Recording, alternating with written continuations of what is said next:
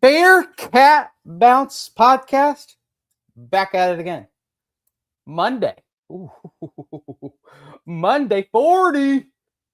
Not freshman 40 that Brent Young back in the day put on freshman year at IU, but 40 days until kickoff. Nippert Stadium, Boston College. Monday as well. Bearcat basketball is back. How about that? Monday. When we have another BBP, we're going to be talking about Bearcats on the hardwood, Bahamas, Flow Sports. Remember that one way back in the day, the Cayman Island Classic? Oh no, was my computer screen freezing? Yeah, it was all the time with that daggone Flow Sports. But we're back Monday, July 31st, Friday. Get your lift on. Get your lift on. A lot of high intensity workout. Wait, did I just mention workouts? 40 days, kickoff Monday. Special guest, unbelievable legend, the man, the myth. He's friend of the program, but he's pretty much brother of the program by now. Without further ado, all the gentlemen were fully assembled.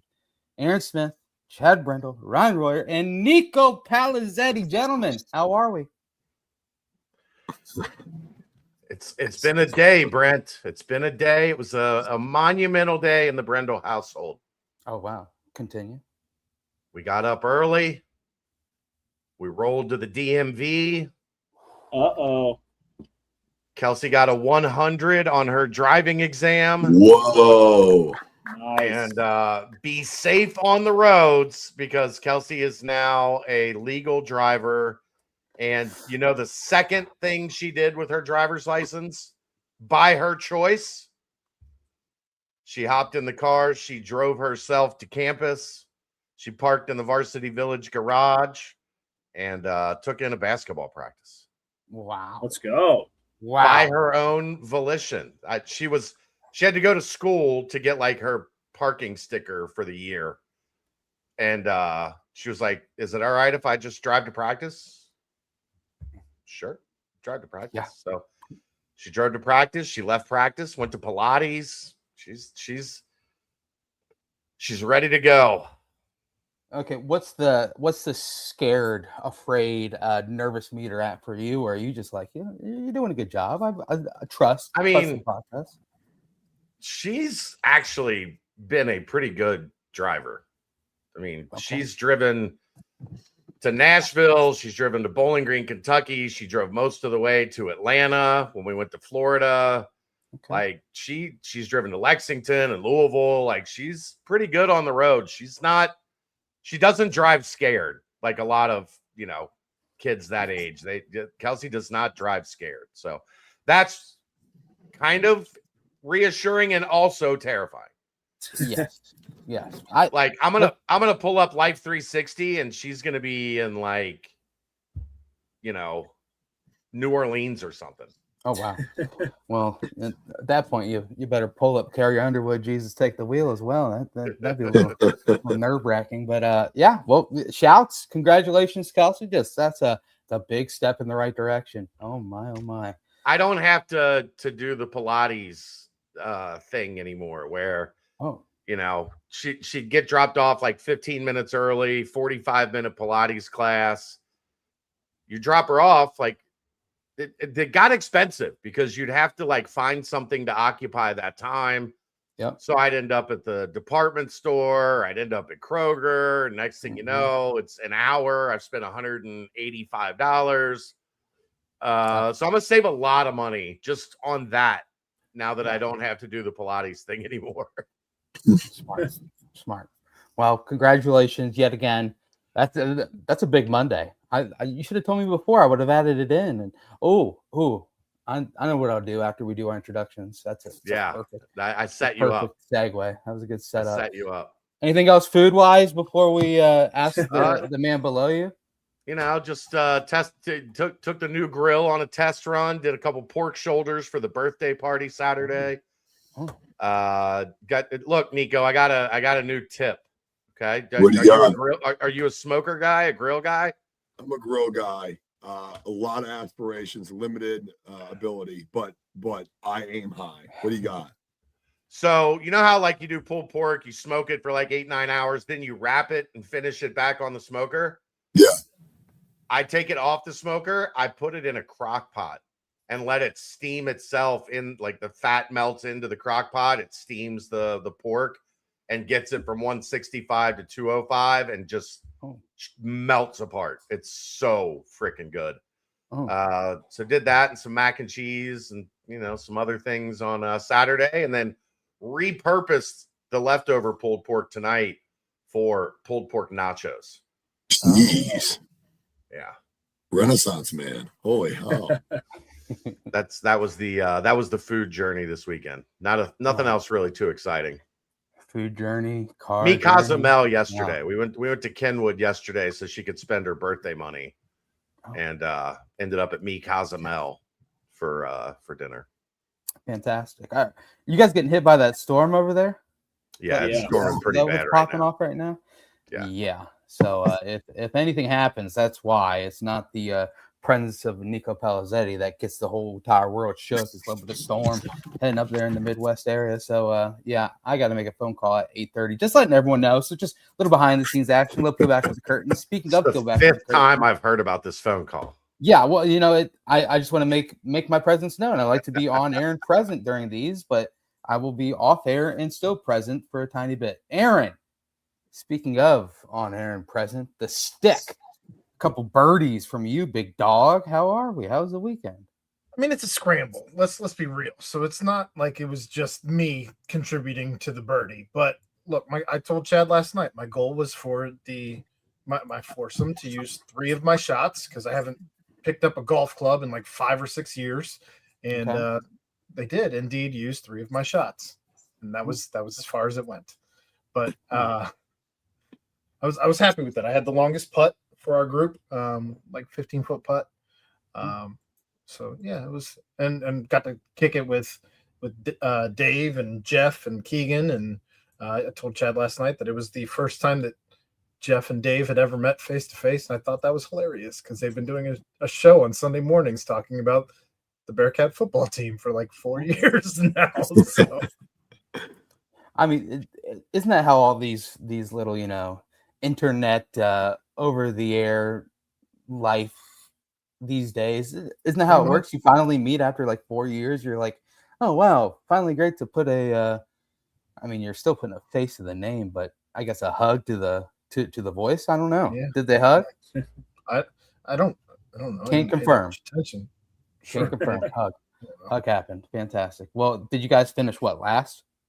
No, we were definitely not last. But we finished even.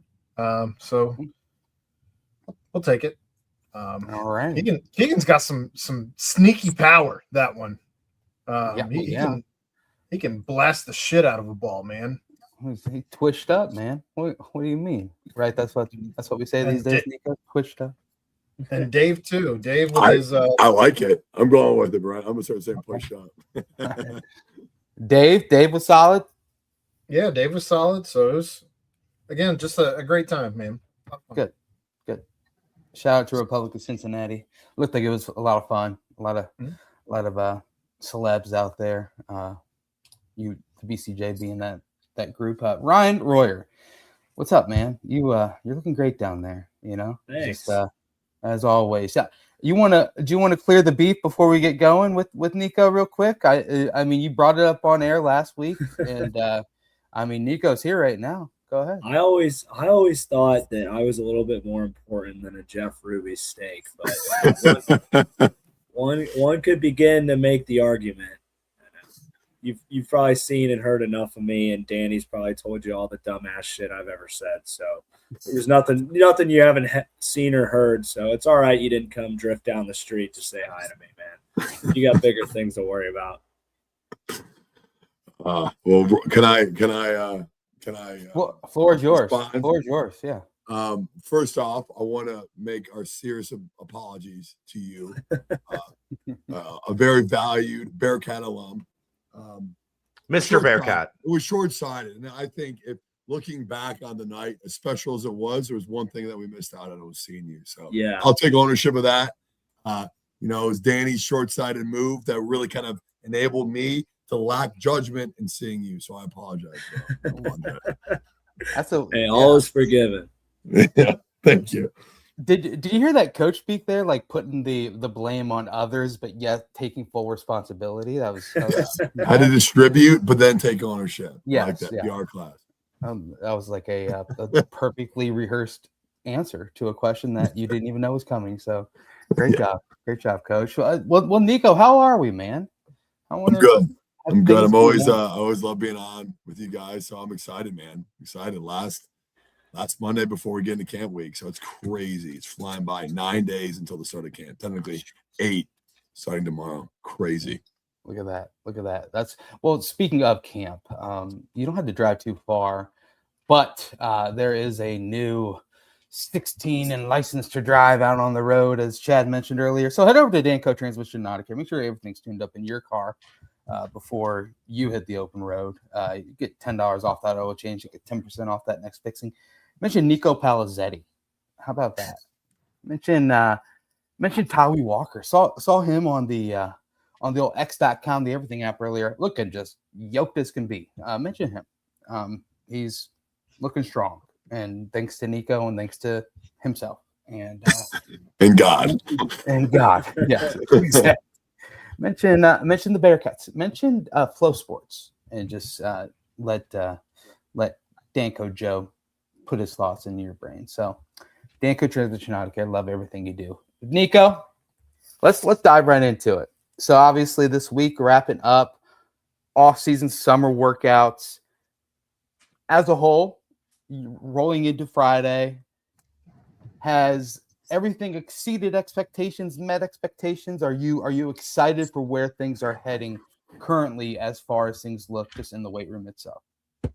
Very much. Yes. I think it's been a very successful summer. It's been a long summer. This will be our unofficial 10th week of training. We had 2 discretionary weeks in it. We had full attendance in those weeks based on how the guys train, the leadership we've had from a player standpoint. They've done an incredible job throughout. So I feel really good about where we're at. You know, I think there's 3 components to strength and conditioning. The first is obviously culture. The second is performance, and the third is injury prevention. And I think in all 3 we're at a really strong place.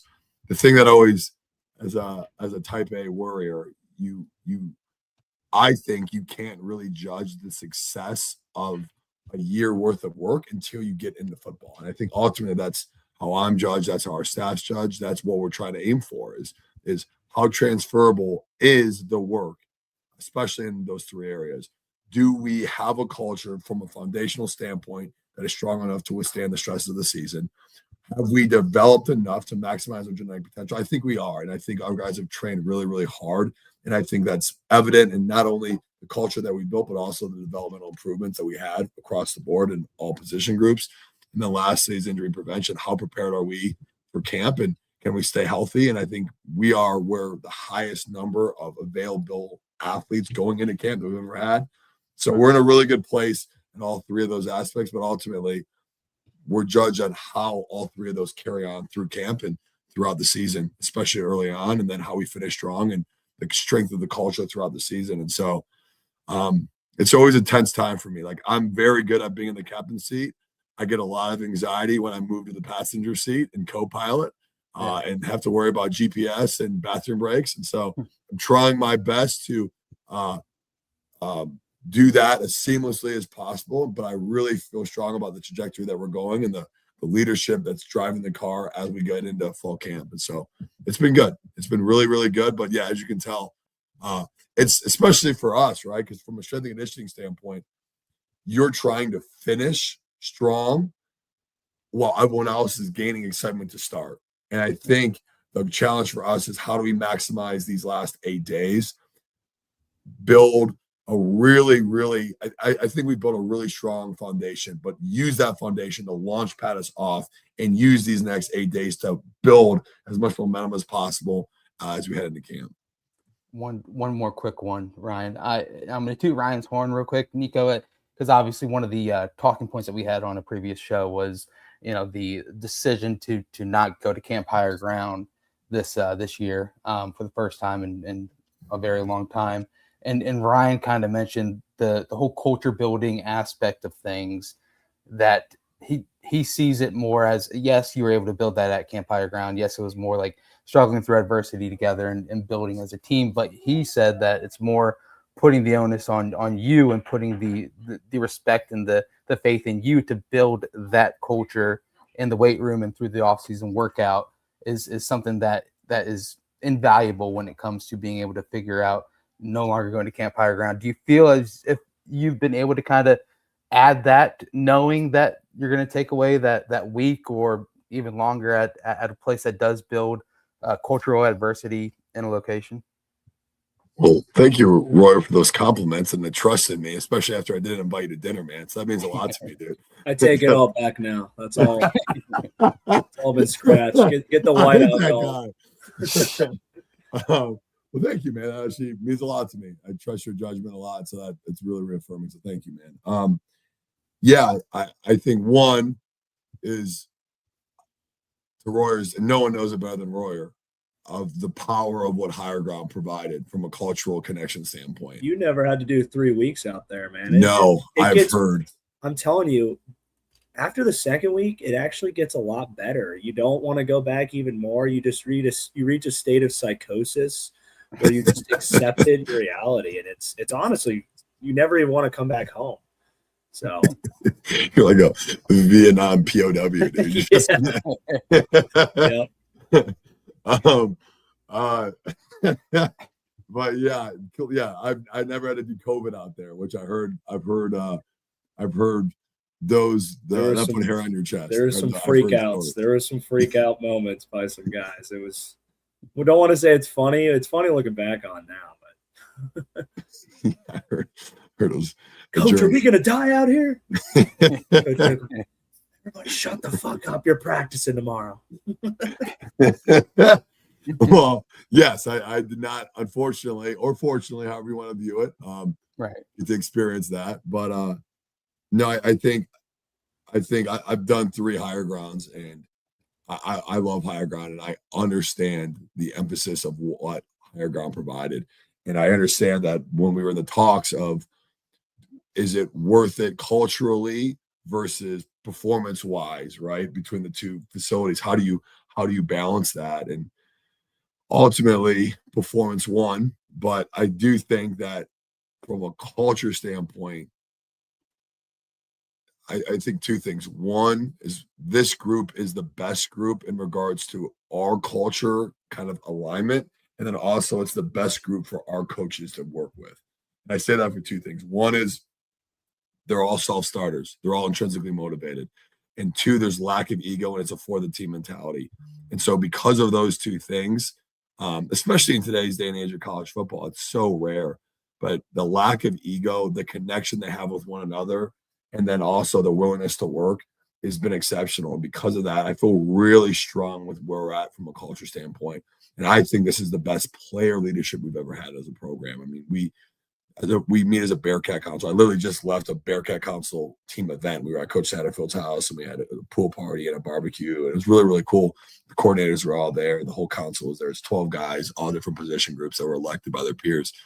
But they've done an incredible job. And one of the tasks we had for them was helping the staff and helping the whole program come up with team goals like that we all agree on. And I think because team goals are weird, right? Like team goals are things that, like, as a staff, we've always tried to push to them. And I think how we've done it is our players have come up with a process, 5 steps, that if we can do these 5 things each week, then we can trust that the outcome is going to be what it wants to be, because we've done everything in our power to gain advantage and having the best outcome that we want. And it's been pushed by the leaders. It's been told by the leaders. It's been sold by the leaders. And I've just been so impressed with them. Having like the cognitive ability to come up with this. And obviously it's been a collaborative process between the coaches and the players, but also their willingness to push it to everybody else. And so you have a strong leadership group that has built a very strong culture that's very directed by the team goals that we've had and really emphasized all summer. And so I do feel really positive. And I also know that the leaders in this group also understand the value of Higher Ground and have made an extreme push for having a lot of those same type of team bonding experiences, having dinners together collectively, going out to dinners. Well, I guess they get to go out. You got to stay at higher ground, but having positional dinners, going to movies, playing paintball, doing a lot of team events that builds that camaraderie and builds that time. And we all know that the only way that you build love and the only way you build connection is through TIME. And that's what we're going to do. And that's what we're going to kind of celebrate and really lean into come camp time. With the move from Camp Higher Ground and kind of taking over the IPF entirely now at this point, is there anything that you've had to like get along the way that you didn't have when you initially opened the IPF? Like anything that you had to after the fact, like, oh, we need this now? Or is there anything that surprised you with how much it's helped out that made that move away from Camp Higher Ground just that much easier? That's a great question. I think when you come to our facility, like Vanderbilt, I don't know if this is confidential. It doesn't really matter. Like people have toured our facility to see how we have done it and how they can model their facilities after us. And for example, Vanderbilt was here today. So when they come, the biggest thing that everyone talks about when they see our facility, which is, I think, the strength of our facility, and when you come, you see, is just the logistics and the flow and how efficient it is from an athlete standpoint. And you can stand in the middle of the fuel station, which is on the first floor, and see everybody. And everyone's communicating, everyone's talking, and it's an incredible flow through the facility to maximize performance. Both how you walk in, you eat, you come down the steps, you go locker room. From the locker room, you go hydro recovery room. You go from there to the fuel station, the athletic training room, and then into the weight room. And so I say all those things because the holistic process is something that I think we underestimated the buy-in and the amount of time our players have spent in the facility. And something that you get at Camp Higher Ground is you get a lot of time together. But with our facility, like, guys are in the facility from 6 to 6. The guys are in the facility all day long because, one, they're eating breakfast, lunch, and dinner. Two, they're working out, then they're recovering, and then they're meeting, and then they're coming out downstairs in the indoor and doing extra position work just with each other, player leadership. Then they're coming back and doing extra recovery, and then they're eating another meal, and then they go up to the players' lounge and play video games and play ping pong with one another, and then do that kind of more passive recovery modalities up in the Zen Den. And so there's just such a comprehensive use of that facility, and it's so efficient that, one, it's being maximized from a recovery standpoint, from a holistic performance standpoint, but also because of the logistics of the facility and how, while it's big, it's open and everyone feels connected. The amount of time our players are spending with each other is exceptional. And we have another thing in the weight room we call it maintenance, in which maintenance is there's 3 types of maintenance. The first is weight room maintenance, in which you're addressing areas of weaknesses or extra recovery needs to prepare you for the next day's training demand. 2 is football maintenance, in which you work extra skill set development with either your coach or player leaders, and you do on-field work or extra film work. And then on top of it, the last one is recovery maintenance, in which you work post-team runs, and it's mimicking the post-practice recovery process. So you leave the field, you band stretch, you get your fuel out, which is cherry juice, protein shakes, vitamins, and then from there you go right to the recovery room in the hydro room, and you do extra recovery on the back end. And so it's teaching you constantly. But what we've noticed is that because we have a point system, all summer our guys are basically working out and then staying in the facility all the way into the last training group. So guys are literally in the weight room who aren't even in the training group to watch and to help spot, and they're basically like interns. And if there's a competitive portion, they just come back in, so they see it and they come down to the weight room or the indoor, and they're helping spot and coach and encourage. And it's really an organic thing that people are just around each other all day long, whether it's in the workouts or it's outside the workouts and maintenance, or it's extra meetings like I talked about earlier, extra recovery. And so because of that, I think you've gotten so much more fellowship and so much more connection that you did in the old facility, just because of the function of that space and how much time guys are utilizing it, but also indirectly spending time with one another, which is really helpful when you're trying to build a team in a calendar year. Yeah, that's one thing. First time I toured the facility, I was with one of my former teammates who was there throughout the whole Fickle era. And our first thing is, holy shit, like you don't have to leave here. Because one thing we had recovery, but it was shared amongst all the other sports. There wasn't as many options, but Aaron and Michelle, they always did a great job, making sure everyone got their stuff in there. But we also didn't have the meals. So like the way that we had meals, but they weren't as quality as what you guys have now. And so there'd be times where a lot of guys, they'd go cook and eat at home, or they'd go home and eat lunch, or they'd go home after practice to eat dinner.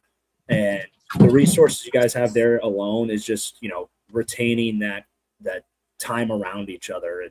The only thing different, I would say, with Higher Ground that you can't go anywhere, you're stuck. So it's like after you're done eating dinner, it's like, all right, well then guys would just, hang out and hang out around the facility and play pool or ping pong, stuff like that. And the Higher Ground kind of forced everyone to just be amongst each other, but also kind of suffer together. I know, Nigo, you probably agree, the whole, like, the shared suffering of a team, so everyone grows together and calluses together and builds back up. But like I mentioned the week prior, it's kind of what the players make of it. And I think the players are always in good hands, with you and your culture that you build with your staff. So it is, alarm bells go off to the fan base when they say, oh, they're not going to Higher Ground. Oh, they're not taking it as seriously anymore, or something like that. But it's what you guys have at the IPF.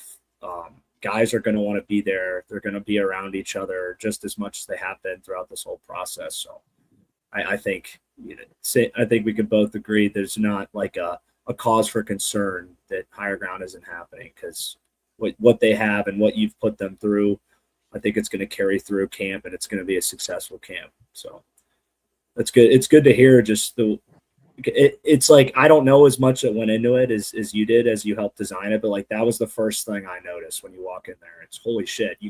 Everything's in line with each other, and guys aren't going to want to leave. And in camp, they're not going to want to leave, and it's going to be good. So, but for a one question I'll have for you though, is there something a new layer that you added to your program, or just kind of like your overall development of the team this summer that was different from previous summers, that you felt that the guys really resonated with as this summer comes to a close? Yes, a lot of power of the position work and a lot of weekly objective work. And so I think that's a great question, dude. I think when you're assessing your needs analysis, you're always trying to figure out ways to enhance, right? Like you're always, if it's not broke, break it. And so for us, we're always trying to break our model, and we're always trying to find ways to be better. And I think the challenge for us at this point of our performance team is, how can we make a more seamless transition into football? And how can we have a better, we call it transference, but a better way to take everything that we worked on in those three areas that we talked about earlier and apply it as we get into the season, and then make those residuals last longer throughout the year. And so for us, it's more than just training a team. What we're trying to do is we're trying to find a way to build a process, and we're trying to find a way that each week it resets. And if we can do these things, then we're going to have the best chances possible to reach the outcome that we want, which obviously you can say you want to win every game. You want to get to Dallas. Like, you can say those things, but how do you do it? And how do you do it consistently in an incredibly competitive league in which you can't be off any single game? Because if you do, you get got.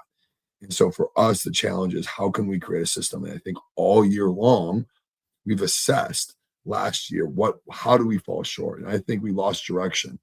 And I think we lost objective tools in which to evaluate ourselves and how we can get better. Because when we are winning, it's one thing to like congratulate yourselves and be happy when you're winning the outcome you want, when the ball bounces your way. But it's another thing when it starts to not go your way, and then you don't have the tools necessary to assess how you can improve.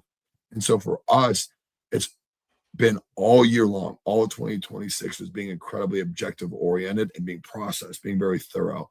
And so how we trained in the winter and the summer was having a weekly goal and built upon each week. And so we were trying to be very intentional with, if this is our culture in the winter, and then if this is our team goals in the summer, then great. How can we create objectives to reach those goals so that you're not just being lectured at, this is your team goal, but you also start to understand that if our team goal 1 is accountability, what does that mean? Well, that means no accountability offenses, aka being on time, keeping a clean locker room, and making your body weight. Great. So we're going to do those things, and we're going to give you an objective score. We have to have 0 accountability offenses. We have to have 0 locker room offenses. We have to be at 90% of the team each week. So we post that up, and each week we meet on it, and we provide new objectives as we get to the second team goal, which is player readiness, and the third team goal, which is practice standards, and the fourth team goal, which is transparency, and the fifth team goal, which is team objectives. So you have all these things, which has come up with the players. Now each week you're teaching it, you're freaking providing an objective measure of how you're doing. And then ultimately at the next week, you're showing the results, and then you're providing positional ownership. This is how each position group did. So we have our crews, which is fantastic. But when you get into the season, that starts to blurry, and position becomes that much more important. So we had objectives, but we also really pushed power of the position, positional ownership, and using positions with the crews to continue to build the leadership that we had established with the crews and drive it into each position to build ownership as well. And so I think learning back of why we fall short in the season, trying to find ways to change and tweak the way we present our training and what we track, I think is ultimately going to help us have success as we get into the season. Boom. Golly, that's unbelievable. I agree, Coach. And it, obviously with the crews and whatnot, positional leadership, player leadership seems like it's a premium as well. And offensive line is what has been just really pushed into the forefront as the positional leadership group. And we've heard about the big 3, if you will, Taryn Tayo, Joe Cotton, and Evan Tangenstall. But can you tell us a little bit more about the others in that room and what they have been able to do throughout the entire offseason workout program, and like Judea Milan and Xavier Lozawicki and Nolan Latalupe, players like that you've seen kind of transform themselves and ready to step in to a large starting role and even more this upcoming season. Yeah, well, I'll start with Judea, who has over the last calendar year has made such impressive strides, because Judea has always been the person that had the potential but didn't have the maturity to do it consistently. And he made a commitment in January to really lock into his training. And obviously that led to a fantastic spring. And his body weight trends over time, he's a relatively smaller frame offensive lineman. By smaller frame, like it's relative, like 6'4", 305 pounds. So how small is that? But he's a very athletic, quick, dynamic athlete that we needed to have an anchor and be able to have a stronger punch. So we knew exactly going into the summer what we needed to get him to. And he came back from the summer right around 295, 297. And so our goal was 305, Judea. And immediately he didn't make the gains that I was, projecting. And we had a really honest conversation of, Judea, like, this is your time. We need you to take another step. Like, there's no more tomorrow. There's no more what you could be. Your potential is right now. And everything that you've experienced over the last 3 years has led you to this moment. And your commitment to this team will show on the scale. Your commitment on this team will show how you train consistently and the performance improvements you make. And he took ownership of that, man. And Judea weighed 304 pounds today. He is as dynamic as any of the players we have on the O-line. He is as quick as any tackle I've ever been around. And I think he's set up to have a stellar year. And I'm so proud of him. I'm so impressed with the ownership and the maturity. Like, I'm proud because I saw that guy not be able to do 10 push-ups when he first got here. Like, embarrassing to the point where he's now leading and he's encouraging. And for us, it's those guys that are the embodiment of what our program's all about. Another one I'm so proud of is Xavier Lozawicki, who when he came in, it was just a giant ball of chubby anxiety, just a mess. And he has bought in, and I mean, he is firing on all cylinders. He has the most lean muscle mass of any of our offensive linemen. He's like 240 some pounds of muscle mass. He is fast, he's dynamic, he's strong, and he's probably had the best. He's up there for top 2 offensive linemen that we have from a training standpoint, improvement standpoint. And I would say the second would be Joe Kahn, who's had a stellar summer. And so he stepped up. And then obviously Nolan Lezalupa is just so mature, such a great leader in his own right, incredibly patient, great teacher, helps guys push and teach, and is incredibly diligent in the role he plays. And he's continuing to develop and make great performance improvements as well. So I'm really encouraged by those guys. Zach Clark had a really, really good summer as well. And so we're obviously Coach Carwell does a fantastic job with those guys, but they're incredibly competitive and they take a lot of pride in how they train. So very encouraging group, the strength of our team. Last time you were on with us, the incoming freshmen hadn't yet shown up. They were still coming in. So you now have a whole new wave of kids in there that weren't in there prior to. So who since that point and now has kind of has anyone else emerged since the last time we talked as far as leaders go, or has anybody even stepped up even more so than what they were at that point in time? When I think of the freshman class, the immediate person you have to give recognition to is Brooks Goodman, the quarterback. I know he wasn't a summer enrollee, but my goodness, he is mature beyond his years. Magnetically dynamic as far as charismatic in a way that's very genuine. Like people just follow him. People just follow him because of his work ethic and how he presents himself. Very confident, but very humble. He's dynamic. He's a very charismatic guy. And his development's been through the roof this summer, like really moving well, throwing the ball well. I think he has a really bright future here, Tuka. And then, sorry, my wife's printing a piece of paper down here. So we're rocking preschool registration, big time stuff. Let's go. Multitasking. She's doing a great job. No big deal. Tough times in the Palisade household. She's fine. Yeah, she's doing great. She's doing great. So he stands out. So he has to get recognition. And then I would say the 2 freshmen that have impressed me most are the 2D linemen. I would say Lance Dawson and Jonathan Juice Rulo. I mean, my goodness, incredibly athletic. Lance is big, long, has much more bend.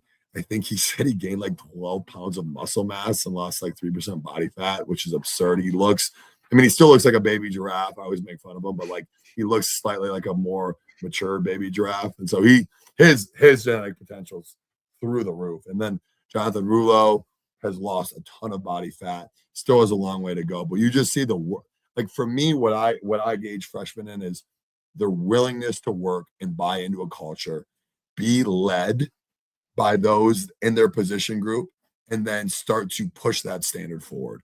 And I think those 2 guys deserve recognition, and they have incredibly high genetic potentials. They bought into the culture, which led to their results. But I think they'll contribute this year, but also have incredible futures for our program. The defensive side of the ball obviously needs some turnovers, needs some havoc. Pass rush seems to be something that would need to have a little bit more of a premium on top of it as well. And obviously Coach Woody taking over has that in mind. But a player that had just natural quarterback stacking ability is Thomas Johnson, who obviously didn't really have too much of an opportunity, came in injured, I believe, and was kind of rehabbing and whatnot. Has he been able to get up to speed? How has he been looking in the weight room and workouts? You like those old Animorph books of like when you were a kid that like when you open the front cover like morphs between like a human and a grizzly bear. Thomas is one of those guys, dude. Like Thomas is a monster. He's like the 3rd tier. He's like still a grizzly bear that's like starting to have a human head. He's intentional. He is intentional. He's 255 pounds and violent, heavy-handed, and he has twitch. And I cannot and trains hard. Like I always say, the best players that I've worked with are intimidating to coach. because they're very specific with what they want and they demand that you coach them very hard. They do it respectfully for the most part, but they're incredibly intentional. Like they want to be challenged and they want to be told what they can be doing better. And you better be giving them feedback all the time. And Thomas will look at me like, was it deep enough? Was it fast enough? How can I improve? Like that all the time.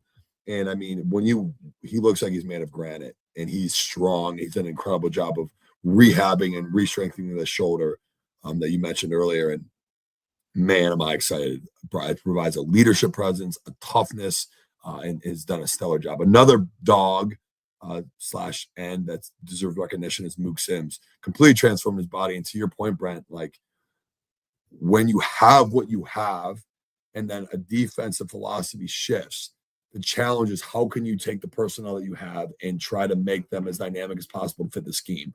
A guy like Mook has leaned up, his twitch is through the roof, his acceleration in both his 10, his change of direction drills has improved dramatically. And another guy's Marquez Parker. Marquez started the year at 290 pounds, playing basically a head-up 3-tech, and now he's 270 pounds and is benching 385 pounds for 2 reps. So he's the strongest he's ever been and the leanest he's ever been. And so just so proud of those guys. Drew Logan's had a stellar summer as well, leaned up.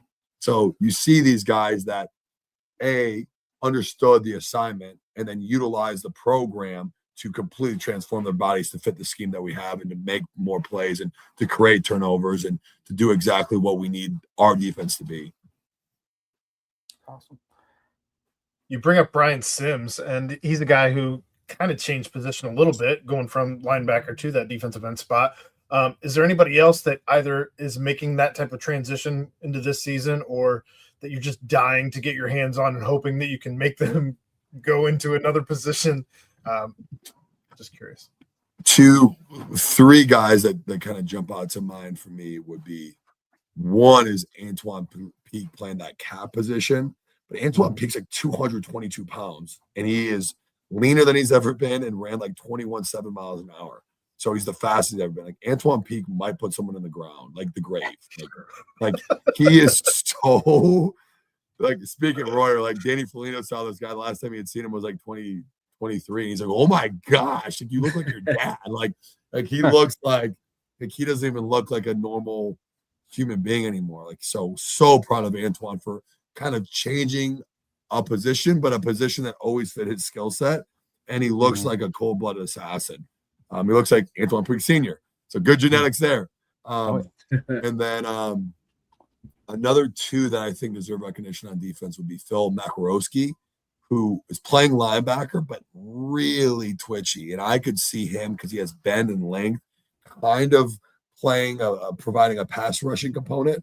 And then the other one would be Demaine Wilson, who has had a stellar summer. Had injury history in the past, came in, bought in the program, and looks fantastic. And he plays a position with an edge. And I think just how dynamic of an athlete he is, I'm really excited. And obviously, you got to give props to Jonathan Thompson, JT Thompson. Like his body fat percentage at one point was 19% in 2024. So he was 19% in 2024. His body fat percentage this summer was 12. And so his body's completely transformed, and props to him. He's met with us at the performance staff every single week. He gets his meals prepared. He's a guy that's the epitome of being holistic in his development. And I'm so proud he's getting the results, but he looks like just someone that has kind of like a Jake Golday, that when you do everything right, this is the results that you get. And that was a testament for Jake. And obviously Jake's an outlier from a genetic potential standpoint, but JT has trained like that. And so I'm really excited to see what he's physically capable of. Yeah, Evan, when we had Evan Tengestal on, he said that he probably hates going up against JT more than anybody, just because he has emerged this season. He is so explosive, and like you just can't really. Roy knows more. I'm not a linebacker. I don't have a feel for the game. I'm an objective guy. Give me an assignment, let me hit it. But a defensive player, it's so feel oriented, and watching JT kind of navigate through a flow and just be in places and make plays, like to watch him now, but he's physically so much more developed. I'm really excited to see what he's capable of because he has such an instinctual feel for the game. But you add in now being physically talented enough to make more high-end plays with that instinct. I'm really excited for him. Offensive skill positions real fast.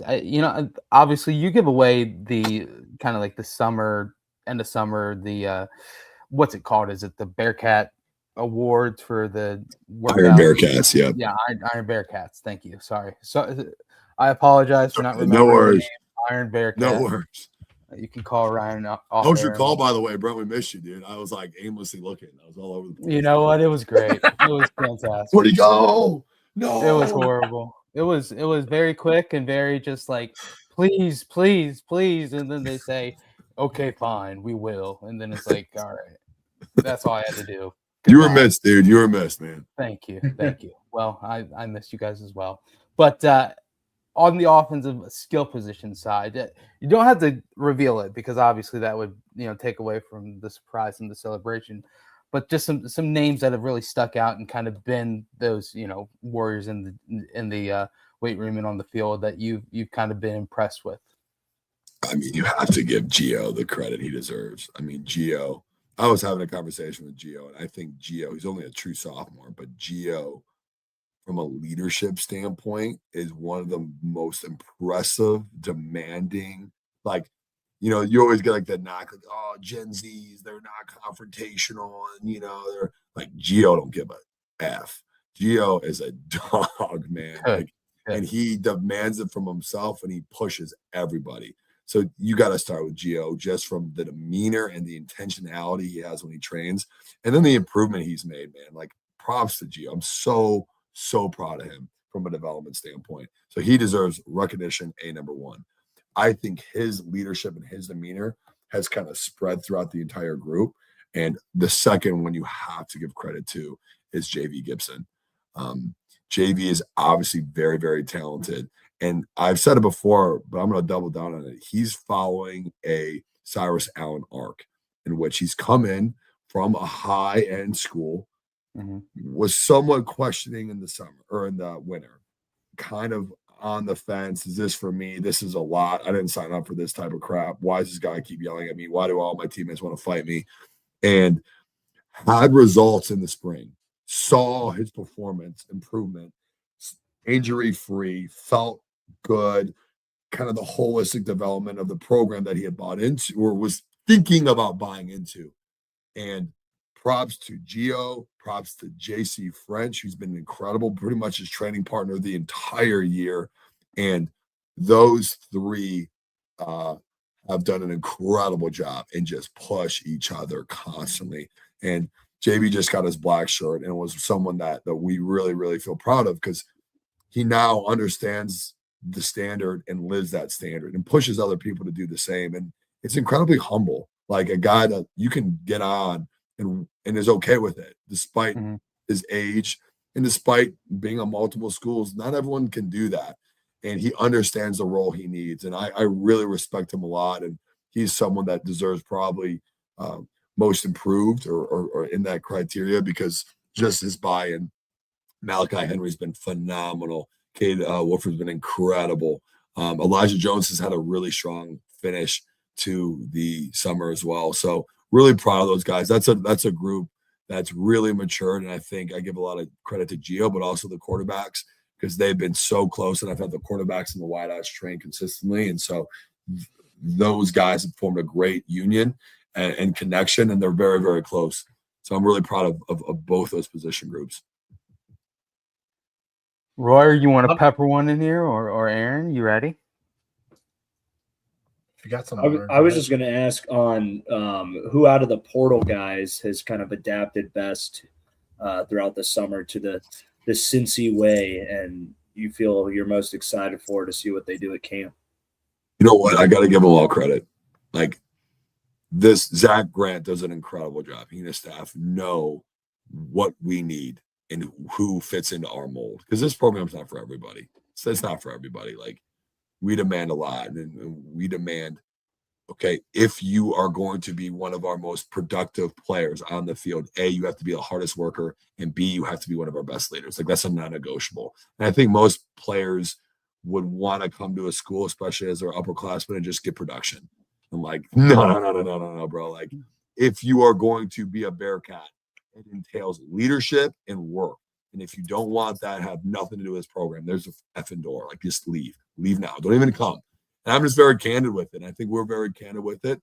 And so the ones that are here have bought in. And so you could go around every position group. I mean, I think the running back room highlights it the best. And you would have two elite guys, which would be, okay, I'll start the quarterback room. J.C. French, Liam O'Brien, elite leaders, elite buy-in, elite workers, exactly what you want from transfer quarterbacks, but exactly what you want from a quarterback room. Someone that leads by example, that provides vocal presence, that are not afraid to coach people, but is connected because of how charismatic and dynamic they are in their leadership style. Both very authentic. So one, elite. And the running back room, Jabron Payne, Cole Tab, fantastic. Dynamic, explosive, hardworking, team-oriented for the team guys. O-line, nobody. Wide out, everyone I just talked about. I gave mention to multiple transfers. From a defensive line standpoint, I give a lot of credit to Chad Otutu. A lot of credit. I think he didn't have the spring that he wanted. I think he realized just the level of conditioning wasn't there for him. And he has done an incredible job this summer of buying in and really working to a whole nother level. So I give him a ton of credit. Really proud of him. And obviously, we've had a lot of great transfers. Linebacker, we already talked about it. Jermaine Wilson, Phil Makarowski, been stellar. The dog position, you have Thomas Johnson, you have Pat Barrow, just got his black shirt today, been fantastic. And then the secondary, I think, hot take, besides the O-line room, our best unit, secondary. Been from a That's great news. From a length, from a training standard, from a athletic ability standpoint that we haven't had in the past. I'm so impressed. I think MJ Cannon is an absolute freakazoid. I think Jasper Beeler is a dynamic player. I think both corners are really dynamic. Jacob Finley, Kenny. And so you have really good in all different ages, but players that have bought into our scheme and have trained and really pushed themselves. And that's the hard thing about defensive players is when they all came in, you could identify that they had potential leadership traits, but no one had really solidified a spot in spring. And so all spring, as you started to see the depth start to kind of solidify, I was hammering MJ. I was hammering Beeler. I was hammering Kenny, who has a big presence. We need you to step up into the roles that you are starting to assume. And they've done a stellar job throughout the entire summer. And so I'm really encouraged about those guys. But overall, fantastic group of transfers. All props to Zach Rand, his staff. Just a really dynamic group. Kenny Worthy, right? Kenny Worthy, thank you. I had Kenny Willis stuck in my head. I love Kenny. Kenny, shout out JMU. He's my guy. He just texted me actually a week ago. So that was yes, Kenny Worthy. Thank you. Got it. I was going to ask you about the tight end room. It's a room where there's certainly some question marks there because they're really a bunch of unknowns at this point. We've seen the one stumbling, bumbling run after the catch by Gavin Grover. Yeah, by Gavin Grover. But I mean, Kamari Smith trying to make a name for himself anytime there's a spring game, pretty much at this point. So, and then of course you've got Zahersky in there as well. So, what are you seeing out of the tight end room? Obviously, Gavin, leanest he's ever been, moving the best he's ever been, big frame, large catch radius, leader of that group. So you have to start there. The guy who I am incredibly fired up is Kamari Smith. Like, has a chip on his shoulder, has developed. I mean, Kamari couldn't bench press 225 pounds or do a pull-up. I think he got pinned with 185. So from like a developmental standpoint, when he got here to where he is now is a testament to his buy-in and his work ethic and his chip on his shoulder. Like, he trains. And we always say a leader has to be A leader needs to do three things. He needs to be seen, he needs to be heard, and he needs to be felt. A lot of people are seen, but like being seen as a leader, like I'm a lead by example guy. I hate it. You're just a worker. You're just paying your taxes. Like that's not leading. Like stop. That makes me vomit. Like you're not a leader. You're not a leader. You are a worker. But a leader is someone that can not only train to the standard of an elite level player, but also push others to the same. Often when those others couldn't do it themselves. Like that's what leadership is. And so to do that, you need to be heard, right? You need to be heard. You need to provide a vocal presence, which Kamari is starting to do, but he's naturally an introverted guy.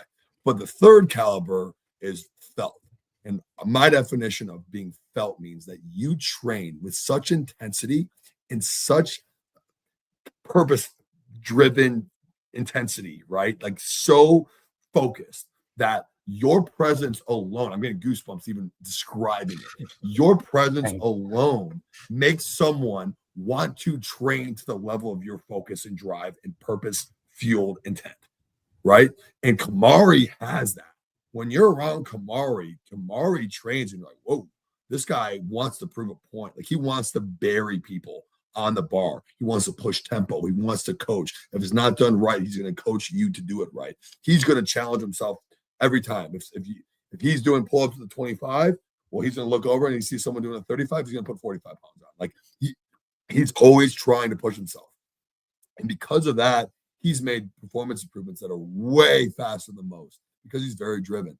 And to be honest, the fluidity of movement, the security of the catching, just big frame, really dynamic athlete.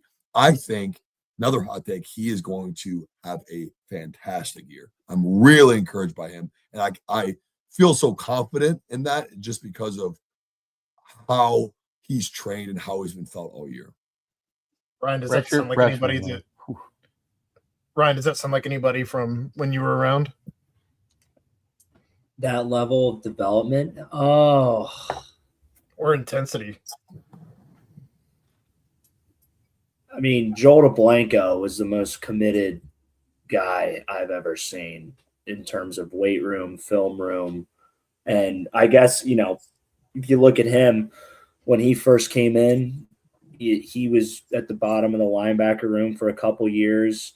Guys moved over, like B. Wright moved over to be the starting Mike. We had, after Taekwon Statham got medically DQ'd, and then he waited his turn past that, and then they tried to move Will Huber over, and Joel beat him out for the job, and then he had two fantastic seasons for us in the Peach Bowl year and then the playoff year where he was just a mainstay at the middle backer. So that's probably the most direct comparison I can think of, a guy who kind of like developed and then really we're hoping we get the same amount of production from this guy, you know, as he continues his time with the Bearcats. That'd be awesome. Golly. Redshirt freshman, blow up. Let's go. Yeah. I'm really optimistic, man. When you see him, when you're around him, you're like, that's it. I bet it's around some really good tight ends. Like, he's it. He has it. He has the frame. Both spring games, he's been a freak. It's crazy. He turns it on when the lights come on. And to be honest, man, like he's developed because just his rate of development's been exceptional. Like he looks like a whole different person now, like from the spring, like just because he was so far behind. he's a very driven young man. I mean, Myjai Sanders and Mon Gardner too.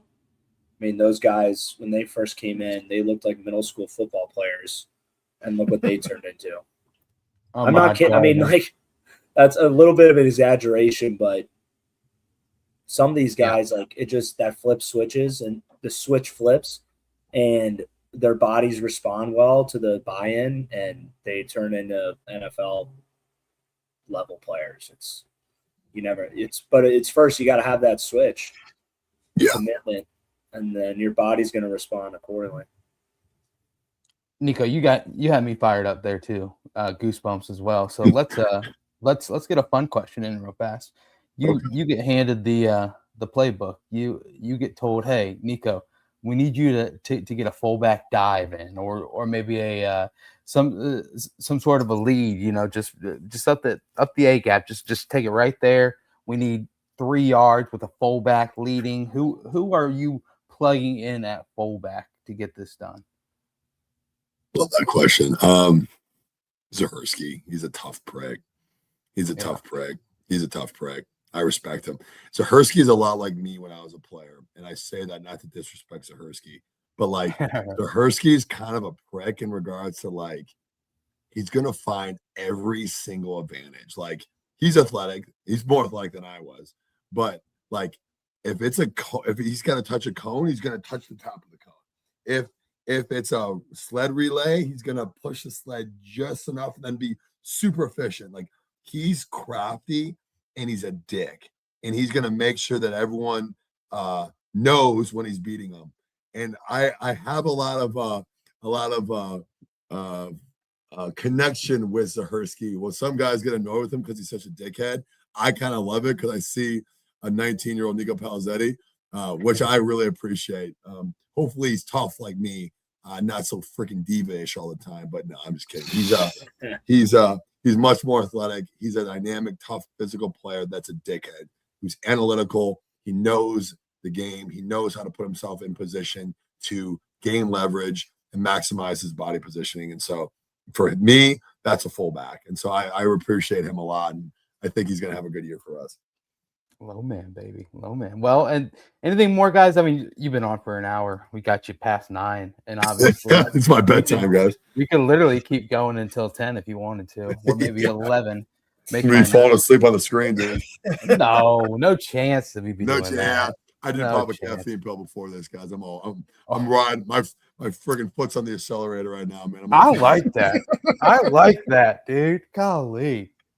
All right. Well, Chad, you're back. What's up, man? Just letting you guys do your thing. You don't need me when Nico's on. Like you guys take it and run with it. I just sit here and watch. We don't even need pork in the freaking crock pot. This guy, dude. might be some in there right now. You never know. You never know. Well, Coach, we're excited, man. Obviously, this is going to be a fun season to like.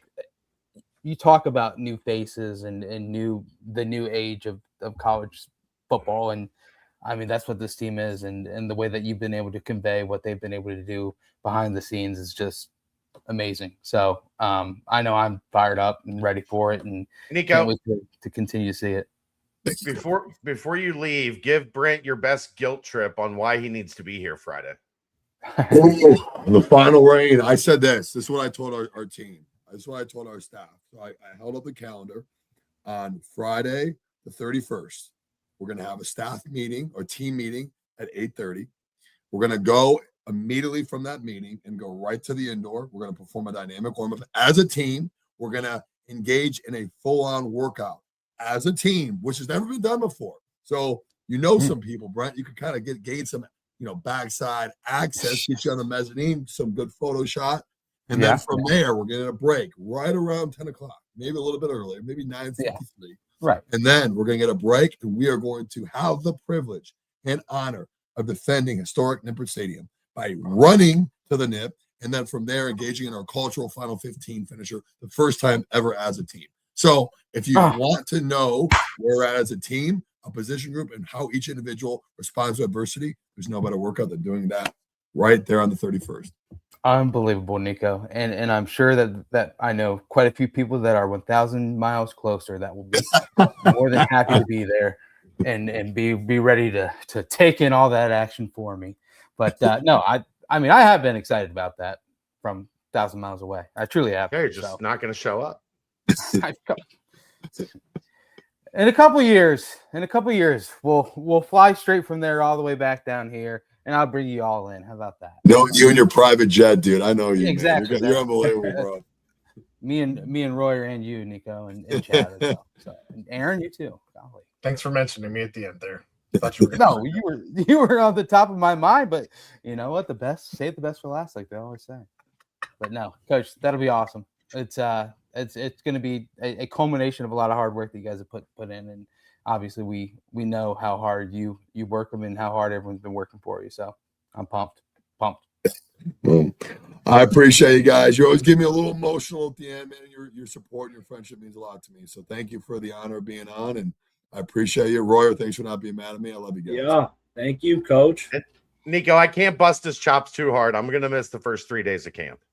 Well, damn it. Well, I don't know what I'm gonna do. I'm gonna walk around aimlessly. I don't know who I'm gonna. Keegan will be there. You can.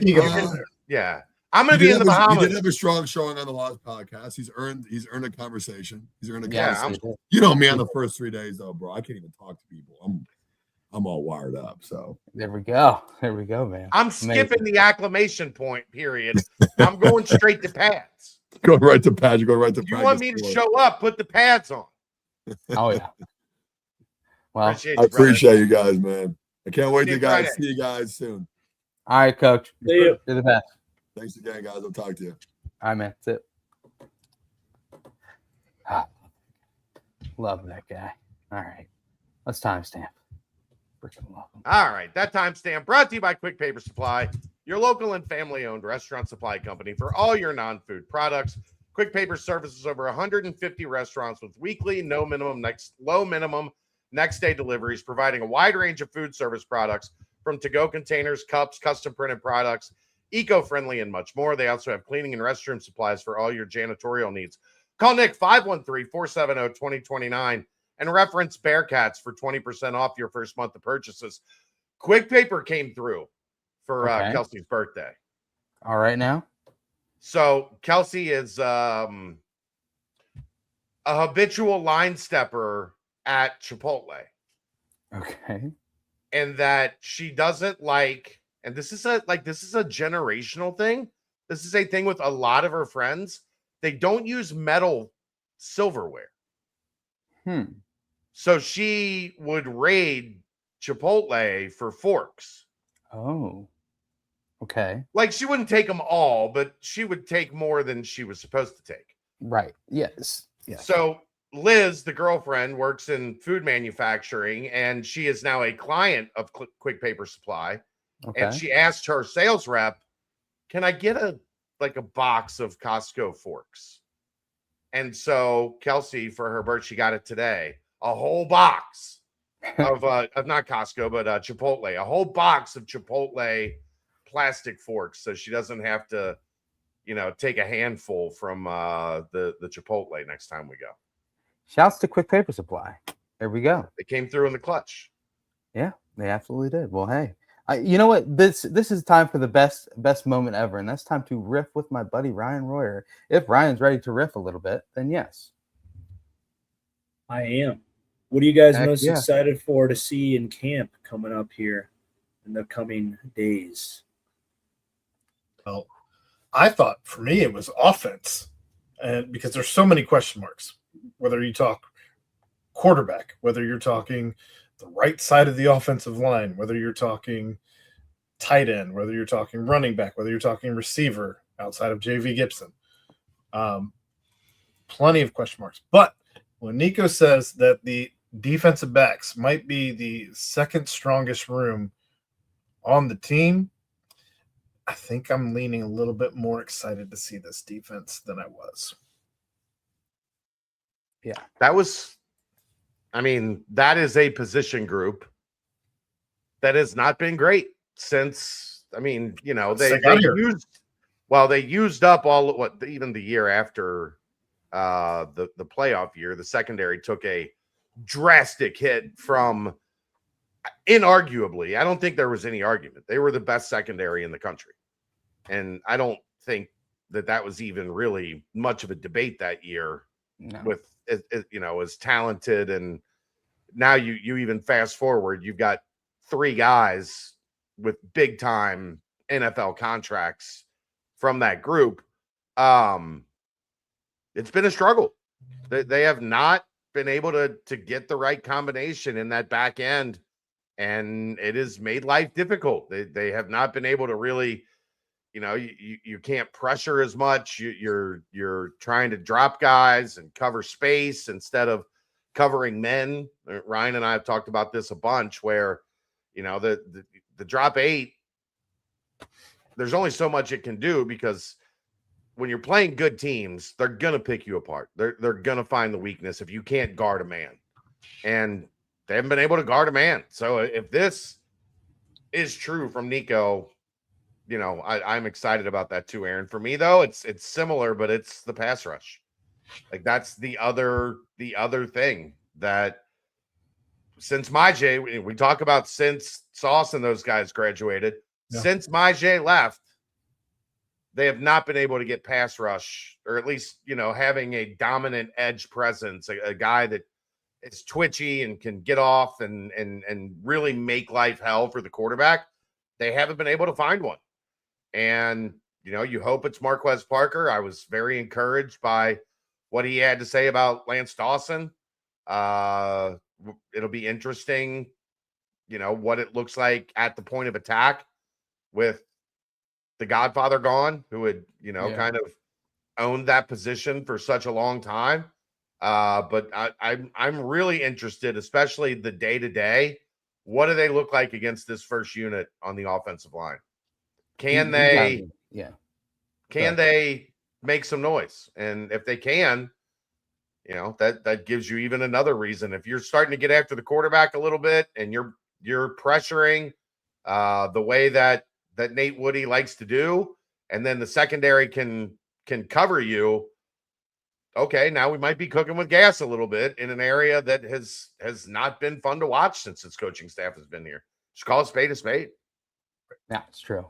He got me fired up about Thomas Johnson, and obviously the main thing is like, will the stats he put up at that level translate at this level? Moving up numerous levels, and when you hear that type of work ethic and just, I don't know, strength that he adds in everything he does, you kind of have that little faith that it's going to translate at a pretty high point. So yeah, I'm excited on that defensive side too, because offensively, it's weird. Ryan, which does it start strong defensively and then offense catches up, or is it offense starts strong and defense catches up side of things? It's normally defense start out strong. It's unique because you got a new defensive scheme coming in, so there's going to be a little bit.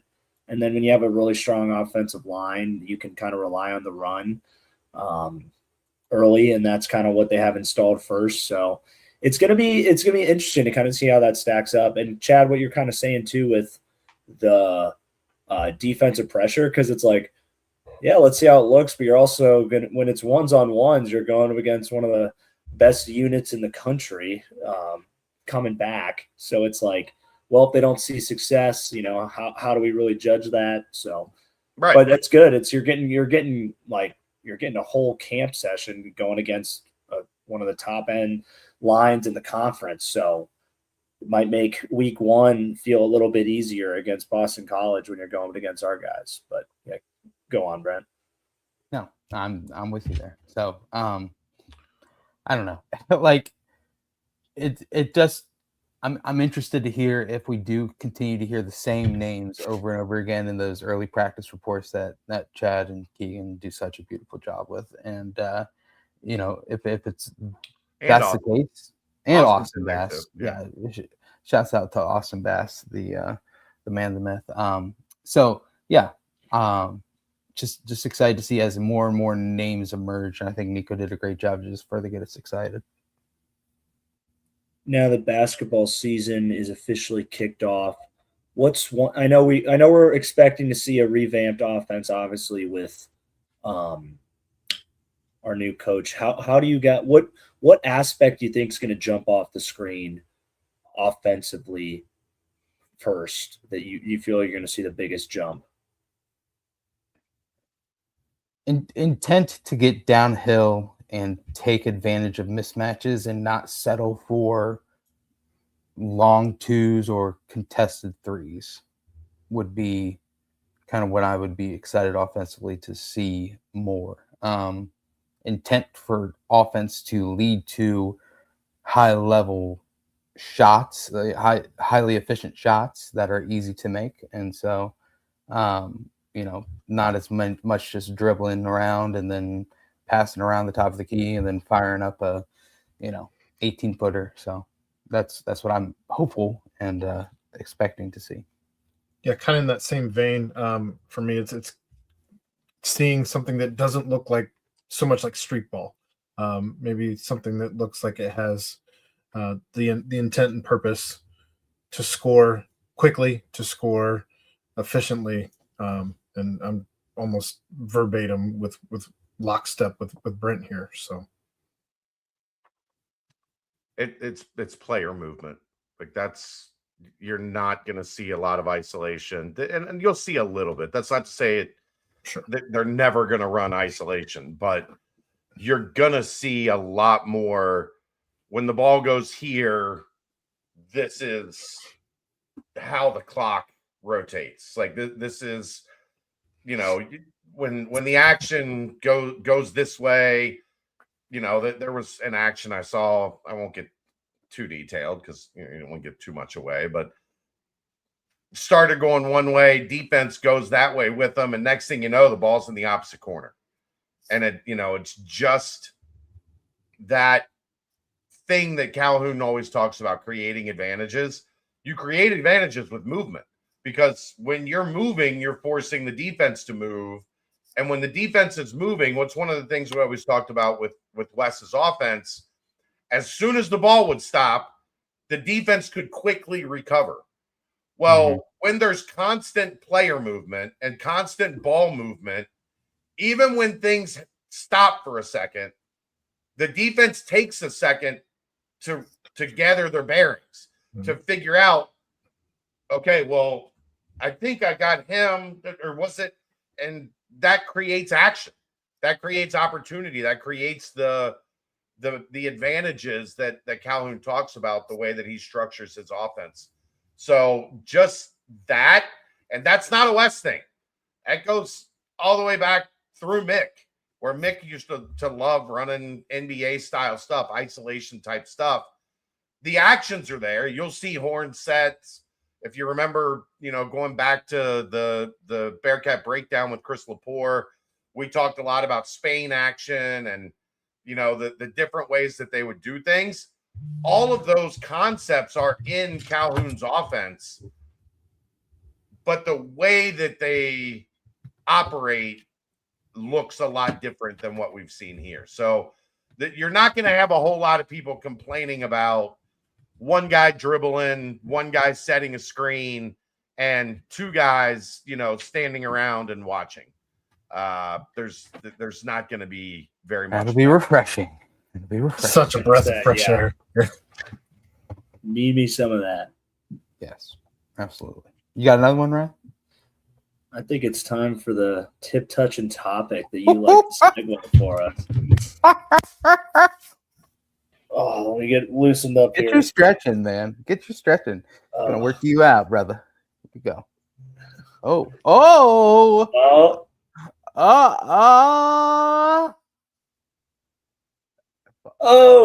there we go. oh. The quarter pocket. Hey. Well, Let's speaking go. They tried to throw us off our game there for a second. Hey, they tried. They can only try. They do not succeed. But remember, you called me earlier this weekend. You said, "Hey, man, what you up to?" I said, "Oh, not much. It's kind of that lull of summer sports. World Cup in the rear view, all the majors out of the way." I said, I just finished watching the movie Project Hail Mary. Shouts to that movie. Golly, pretty underrated movie. Have you seen it, Ryan? I love that movie. Very, oh very my good. Gosh, beautiful. God, freaking love that little Rocky guy. Unbelievable. Anyway, no spoilers. Check it out if you haven't. But then you said, "Hey, man, I'm thinking about going to a baseball game. You want to come with me sometime?" I said, "Yeah, absolutely. Let's do it. Just tell me when and where, and I'll fly in, and I'll fly you down here. We'll just have a good time." And you said, "Would you be down to try the 999 challenge?" And I said, "Absolutely. I think you and I could demolish it." And you said, "Well, what other challenges do you like that you can do during, watching sporting events, or whether it be at a lake house or something along those lines?" And I said, "Let's hold that for the BBP. First off, can you do the 999 challenge? Do you think you have it in you? Do you think it's a possibility? And then second off, other fun challenges that you like to do, whether it's, every time that our boy Tony Romo, and rough weekend for him. Anytime that he is on the screen, he says, "Hey, let's hold on a second there, Jim." Like, you take a drink to that. What is a challenge that you think you could do? I don't think I could do the 999. The hot dogs. What's going to hold you up? Is it the beers or the hot dog? It would be the hot dogs. 9 hot dogs in 3 hours is a lot of fucking hot dogs in 3 hours. And Maybe the now old MLB. Major League games are like 2 hours and 15 minutes. Well, and have you seen the beers that they give you? They're not giving you whole beers. They're giving you like a little shot glass of beer. Like it's very small. Well, we wouldn't do that. We would actually. You got to go on the 3-2-1 Like, Tuesdays. You get the 12-ounce cans, man. I'm saying, but some stadiums are selling like $9.99, and they give you like smaller portions on the hot dogs. They're giving. We're you not going to beers. do that. Come Hell on, no, come no. on. I'm saying man. and they're still charging you an obscene amount of money. Okay, well, Aaron, Never can you do do the that. 999? The hot dog would probably be the most difficult part of that, but I think I could do it. Yeah, I'm Yeah, with you. I think I could I do think I could absolutely do it. Yeah, you're like, you know what? Like after you start with the beers, you get to the. Are you doing the fifth one. 16-ounce beers though, or are you just doing 12-ounce beers? Oh, no, 16 I'm seems. I'm doing whatever Ryan Royer puts in front of me. Don't worry.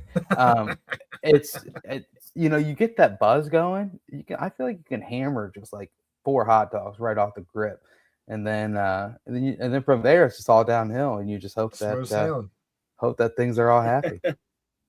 But yeah, and anything else that you guys have done with? I remember like a draft back in the day, like an NFL draft first round with Mel Kiper and McShay. Would be some sort of a game. What's funny? What you giggling at, brother? Oh, man. Dr. Crypt just went on Oh, the keeper, my man. I saw a TikTok the other day. It and Aaron will remember this. Whatever happened to the Power Hour? Oh, dude, I loved it. Love Love Power Hour. Ryan, were you a Power Hour guy? That's the what is it? One shot of beer every minute for Yeah. 60 minutes. Well, you know what happened to it is we moved away we moved into the digital age where it's a little bit more difficult to put something like that on a track. It's just 5 beers in an hour. Yeah. Yeah. But we gets, were making CDs for it though. Like, oh yeah. They've got some good playlists on YouTube though. You would make a CD where everything was exactly a minute. Yeah. For 60 minutes. So 60 songs, 1 minute long, and as soon as the song ended, joosh. Or you would hear like a record scratch, like, or like Yeah. some sort of sound, transition. Oh yeah. That was like, and that was, but Brian, the thing was, that was the pregame.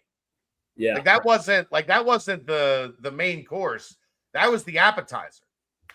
Was the Power Hour. So you'd hammer 5 beers in an hour and then get into whatever it was that shenanigans were for the evening. I miss a good Power Hour. I don't understand what these joules are, but we got 550 joules here from Tom. We got 2 joules here from Crypt. We got Crypt. $5 from Tonk. $5 from Tonk here. Satterfield was fired in his freshman year in Road to Glory. The new head coach, Butch Jones, deleted the whole player. I think you have to at that point. You didn't Brick want by to brick. Delete the brick C. by brick. Yeah. Delete come the on. C. I hear NCAA 27 is like hard as hell. It's not easy. It's very buggy right now. They have not worked everything out yet. Congratulations. License to drive. Thank you. Wait. Hold on. Wait a minute. Don't put that on screen. Don't flash it. People can get that DLN real easy. No, do not do that. Here's my. You want me to put your Social Security on the screen too? Well, it's an easy way to dox old Chad Brendel as well. Right? Let's not do that. Let's not do that. Get the Brendel house. She had to get the credit card out of the way first. Yeah, she did. Oh, let's see that again. Turn it around. I don't even want to get into What are the first? What is the security code? What does it say on the back of that card? Here's the 3-digit PIN if anybody needs it. Oh, you mind just sending me all that in an email? All right. Well, that was fun, Ryan. I love ripping with you, man. I think we could 999 pretty daggone easily, my brother. And Crypt Keeper, if you want to, we can schedule that as well on the side. So, let's go ahead and timestamp, and we'll roll into this mailbag, baby. Timestamp brought to you, as always, by our good friends at Quick Paper Supply. They're your local and family and restaurant supply company for all your non-food products. They provide mostly disposable restaurant supplies, to-go containers, cups, pizza boxes, Chipotle forks, to-go bags, can liners, napkins. They've been open since 2009 and are one of the largest minority-owned companies in the city.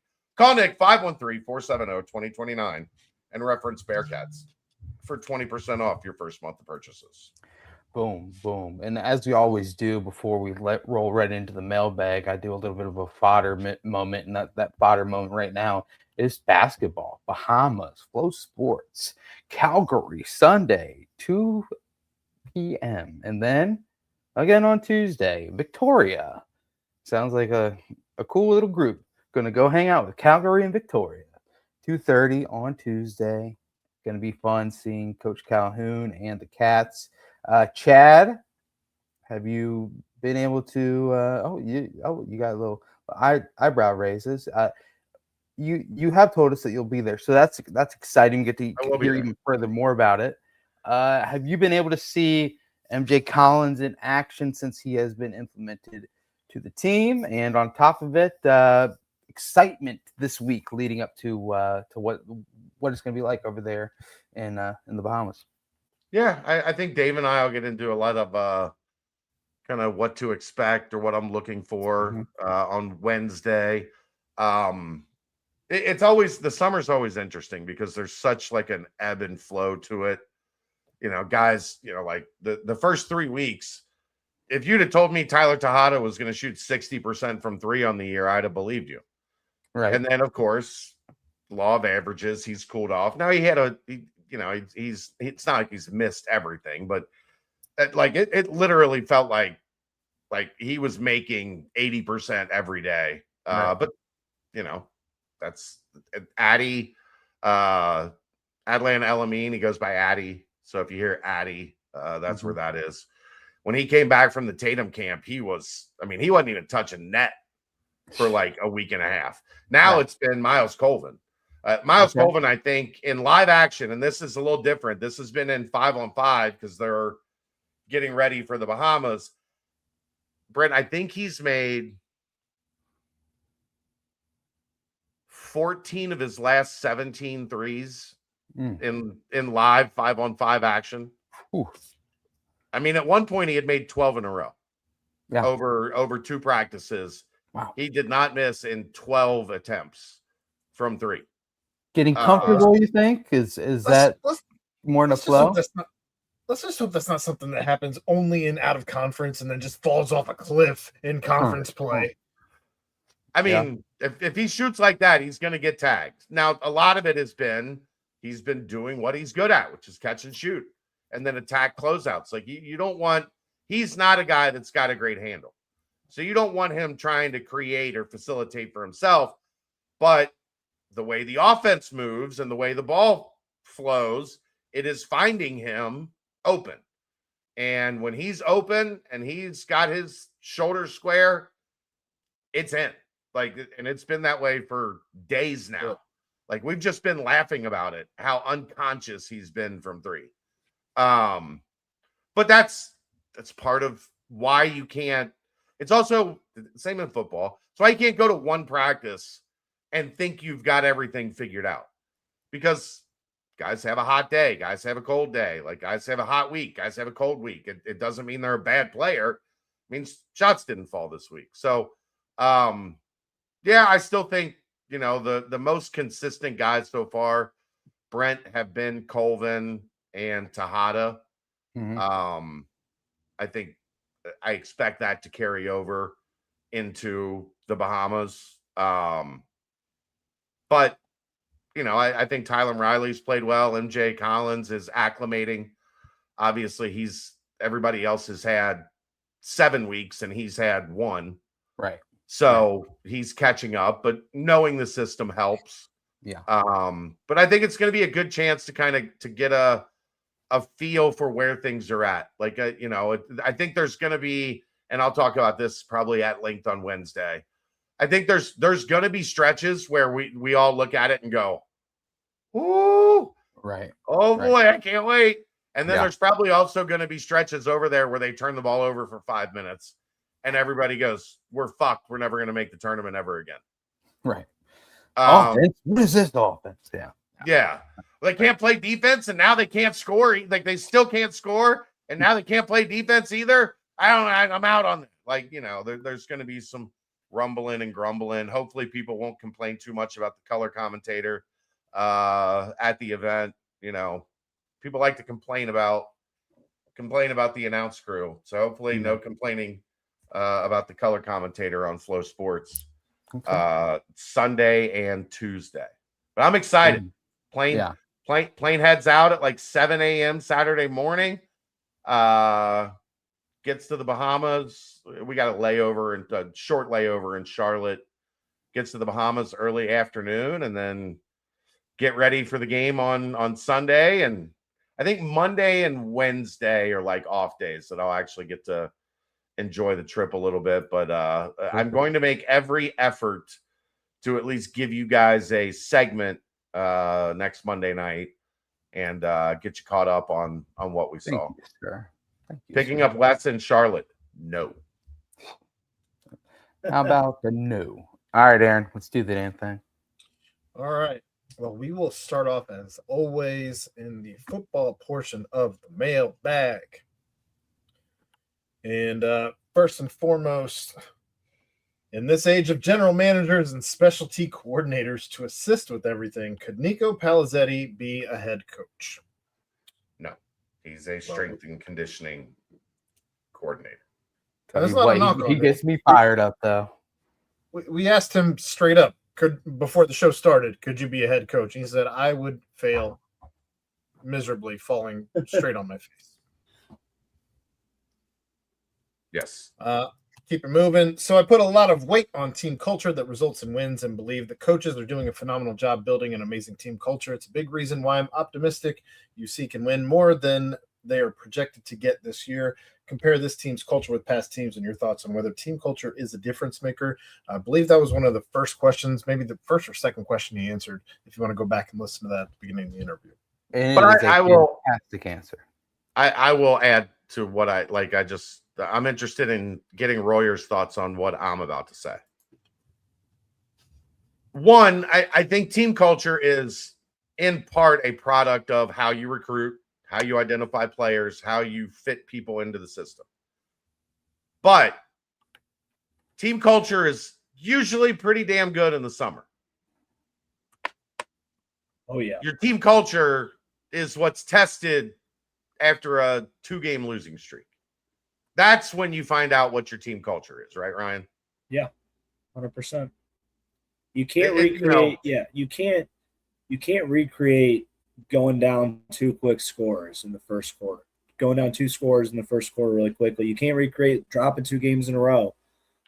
You can't recreate one of your better players going down, and you got to finish a game and the game after that without. That's the weight room. You can build the foundation of how to respond to stress, how to respond to tough times, but that nothing can simulate a game and getting through a game as a staff, as a team. That's all done, throughout the fall camp. It's a level of, all right, what kind of culture do we build in the weight room? And now we're going up against each other, but you can always find the positives of practice in camp. You can't find a positive of dropping, games in November like we've done over the past 2 years. So team call. I mean, it's the cornerstone of success in football. But you don't really know what it is. You don't really know how good it is and how strong it really is, even when you're winning. Like what we've had the past, 2 years starting out hot.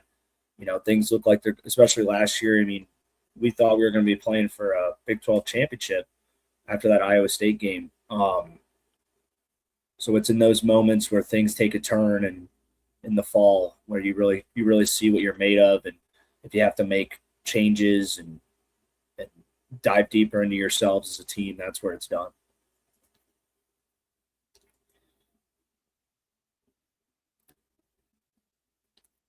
Mute. Nope. All right. Yep.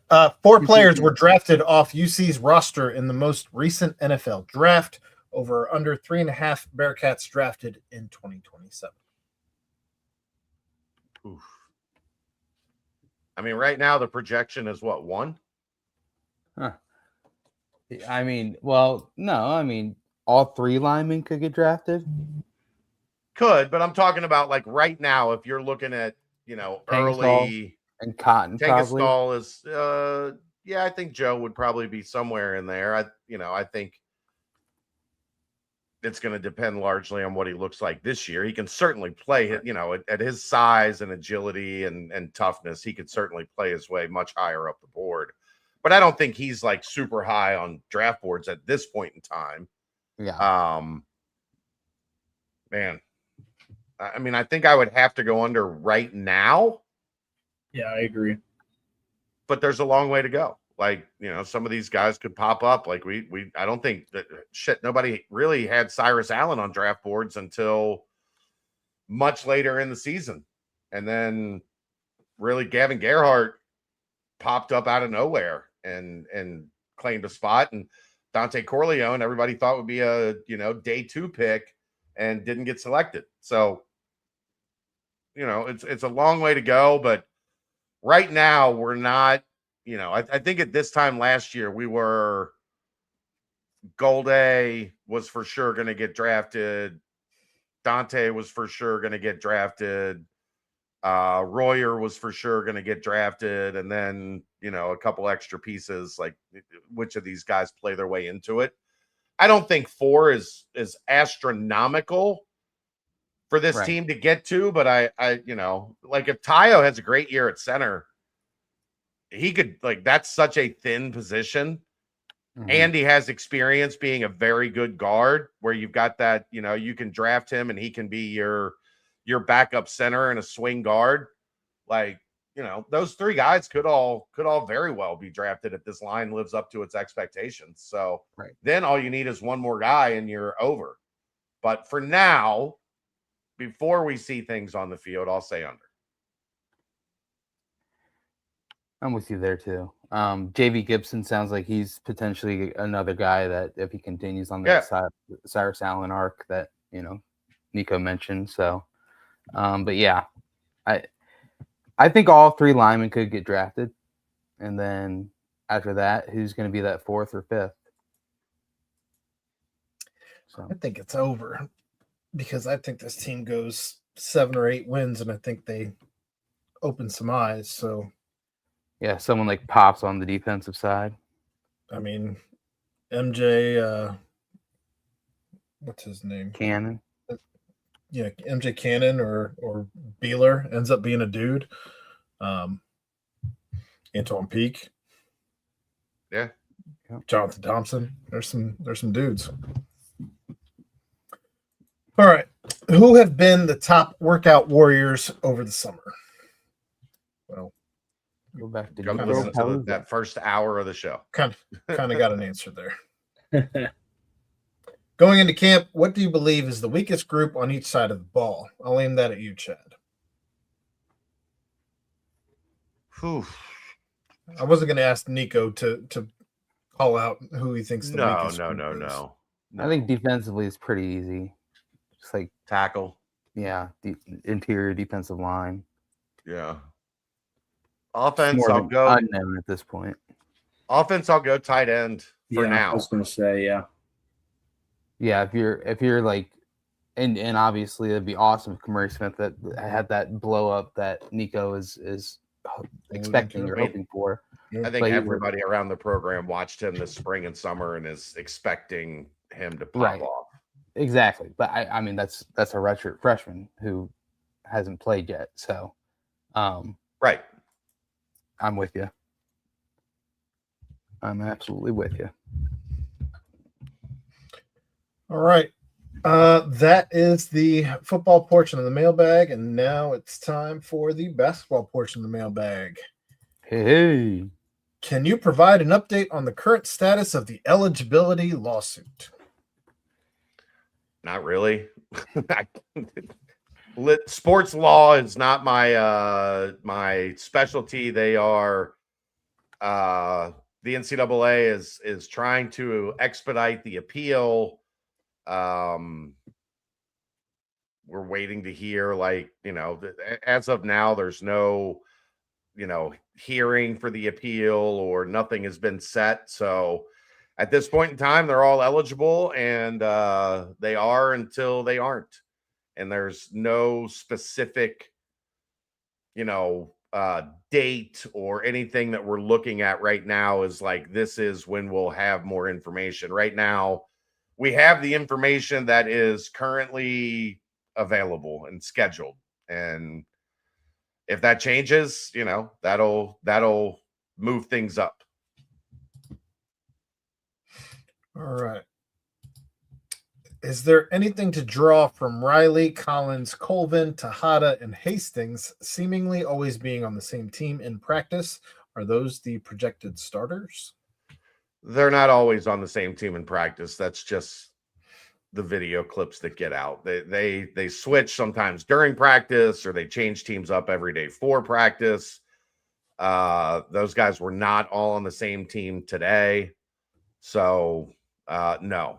But those very well could. I mean, if I was projecting the starters, those would be my projected starters. I think that's why it does jump out when people see if they're on the same team at practice. And it also could be, guys, you have to remember, they're playing a game on Sunday.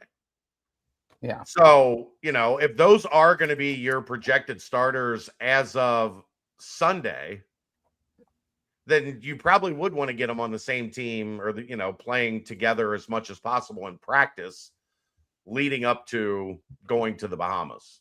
So have they been on a team more often than not? Yeah.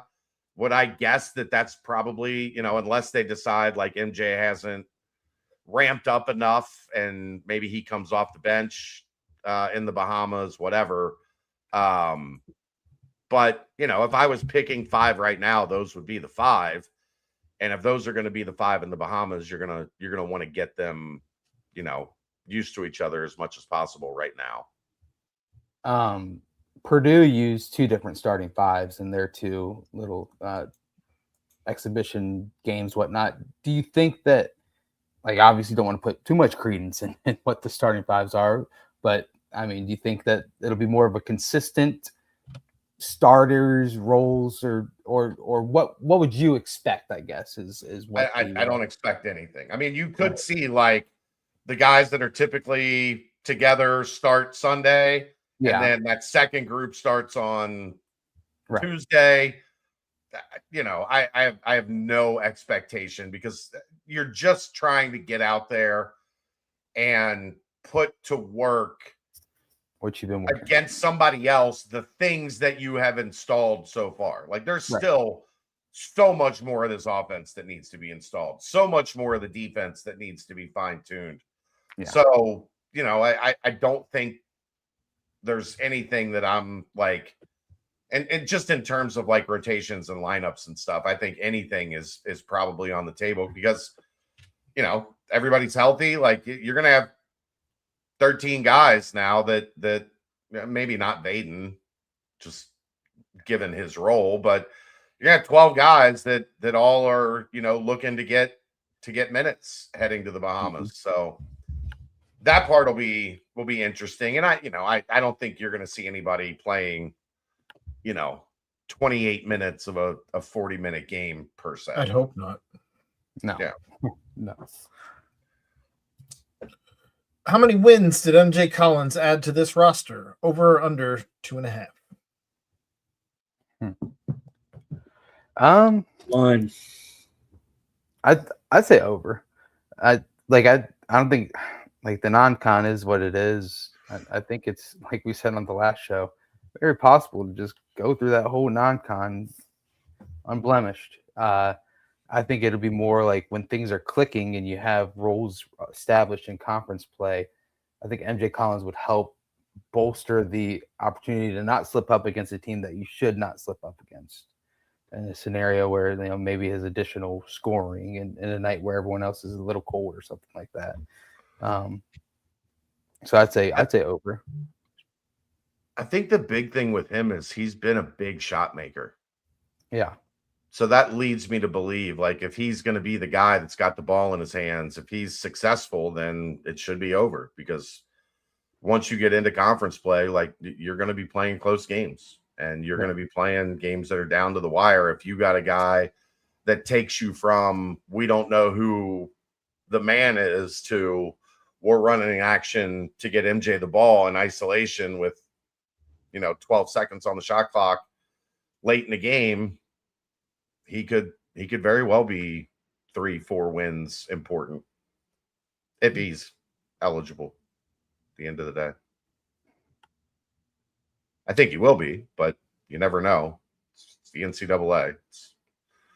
You never know. I don't know. I think that if you bring in a guy who's labeled an alpha and he's only giving you 2.5 wins, something probably went wrong, especially to disrupt team chemistry this late in the process. I think that he's probably easily over 2.5 wins. I think it's closer to what you're saying, 3, 4, 5. I think the chemistry thing is overstated, because I think they knew all along that this, I mean, look, everybody knew when 5 for 5 went through, the 2022 class was taking it to court. Like, that was not a surprise. So I don't think it was, oh my gosh, this is, you know what I'm saying? Like, it wasn't shattering to anybody, I don't think, that this happened and MJ became eligible. I think that is overplayed a touch, because behind the scenes, everybody in the sport knew that this was coming. And that the NCAA had a very flimsy leg to stand on, if they had one to stand on at all. I don't know. For me, it's just, if you bring in an alpha, it should probably be more than 2.5, because otherwise, how are you justifying giving him 28, between 25 and 30 minutes? I'm going over as well. I think those are all good points. Do you think we will see many lineups with Owezi at the 5 and Allensbach at the 4? Wondering if they will be the backups to Tejada and Hastings in those spots. No, I don't see that lineup often. I mean, the Owezi is one of the wild cards of this thing. Like, how many minutes is he ready for? Is he ready for 7 minutes a night? Is he ready for 14 minutes a night? Because those are two entirely, the first is one short rotation each half. The second is, 2 pretty solid rotations in each half. And that's a much different player than, we need a guy to give us 3 minutes at the 12-minute mark of each half or whatever, Right. But I think right now, Hastings and Allensbach make up the bulk of the minutes at the 5. Tejada, and then again, you can go a lot of different ways with what comes next at the 4. It could be Allensbach a little bit. It could be Allensbach with Hastings. It could be Elamine. It could be Mahaffey. Hell, I think you could play, if you're going, like, if you want to play small, I think you could play Colvin with his athleticism and strength at the 4, as a small ball 4 a little bit, as a Fleming and Collins, like a floor spacer. Yeah, there's a lot of potential options on what they do at the 4. And remember, Calhoun is a guy that is not afraid to put a bunch of guard types on the floor together. So I don't think Tejada Hastings will be backed up by Allensbach Owezi. No. All right. For the Bahamas trip, what's the main thing you're looking for from the team? See where the offense is at. See where the installation of this thing is at. See how it looks in terms of turnovers. Like, how sloppy is it? It's gonna be sloppy. Like, get this through your head.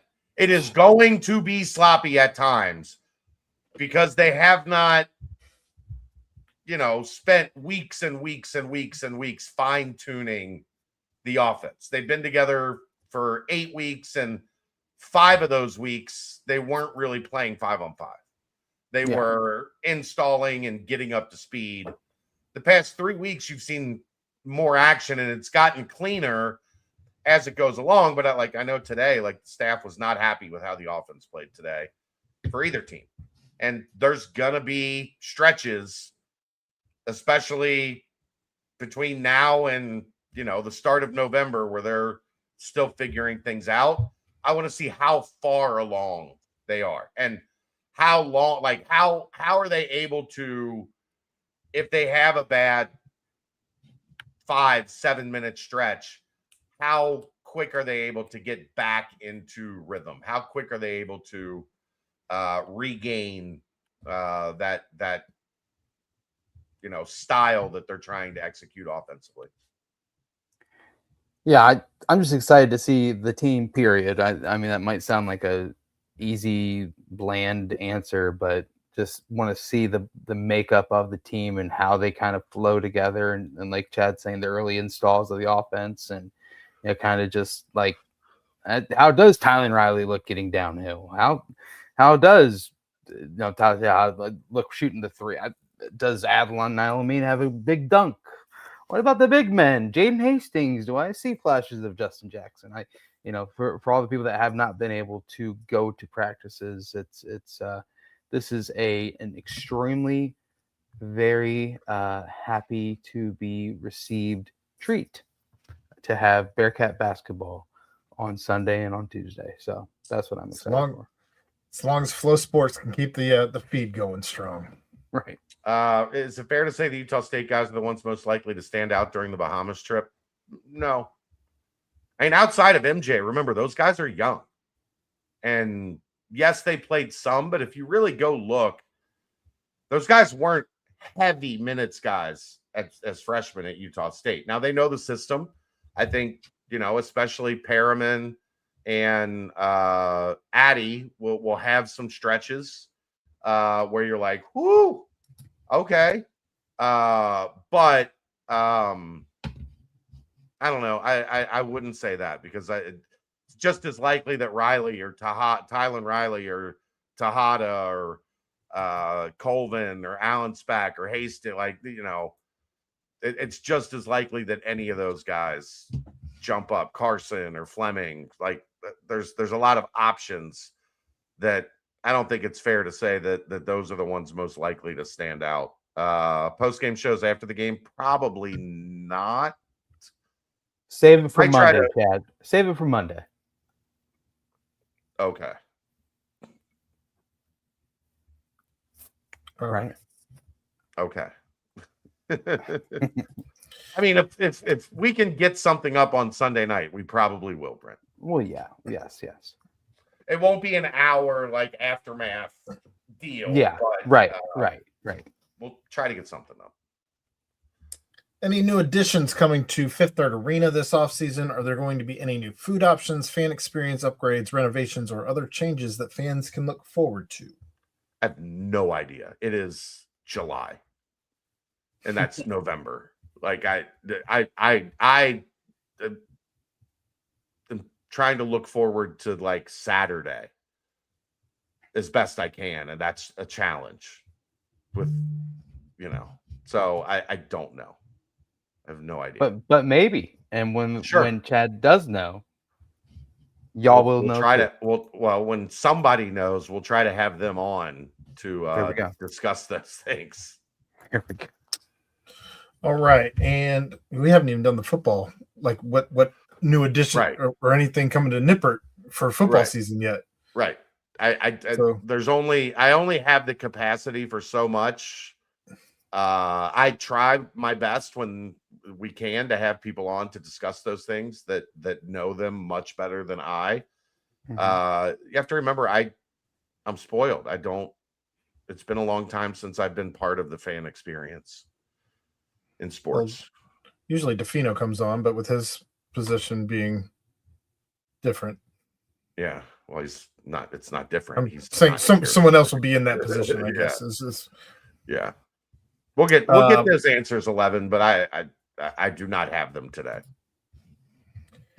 and then we'll get to the that is the end of the basketball portion of the mailbag. Moving on to the banks here.